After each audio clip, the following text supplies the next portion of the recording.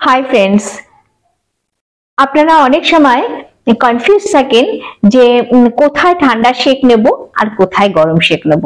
Just এই মাত্র আমার কাছে একজন এলেন, তিনি চলে গেলেন। তো তিনি জিজ্ঞাসা করলেন যে আমি এই ক্ষেত্রে কি করব। এই ক্ষেত্রে বলতে আমি বলছি কোন ক্ষেত্রে।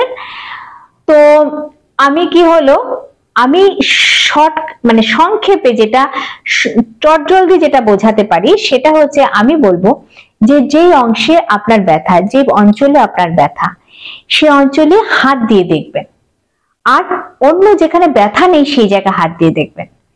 যদি যেখানে ব্যথা সেখানে যদি গরম বোধ করেন বা ফোলা বোধ করেন বা ওই জায়গাটা যদি লাল হয়ে থাকে, তাহলে চোখ বুঝে সেখানে বরফ দিন। বরফ কিভাবে দেবেন? বরফ কিন্তু ডাইরেক্ট দেওয়া যায় না, ঠিক আছে? বরফ তো প্রথমত একটা প্লাস্টিকের মধ্যে নিতে হবে। আজকাল আইস ব্যাগ পাওয়া যায় বা আইস প্যাক সেগুলো পাওয়া যায়, তাহলে তো কোনো ঝামেলাই নেই।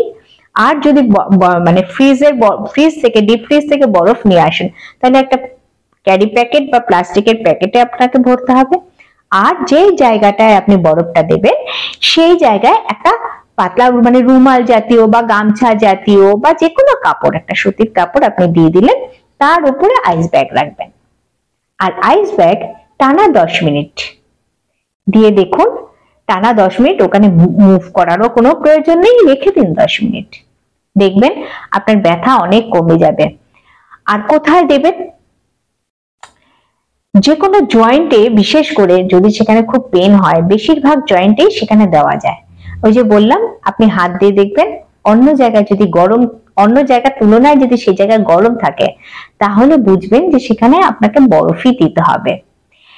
99.99 কেসে, হয়তো এক্সেপশনাল কিছু থাকতে পারে, সেটা অন্য জিনিস, তবে বেশিরভাগ। আর হাঁটুতে তো বরফই দেবেন। রেয়ার, মানে যেটা বরফ দিতে হয় না সেটা খুব রেয়ার, সেজন্য বলবো হাঁটুতে আপনারা বরফই দেবেন।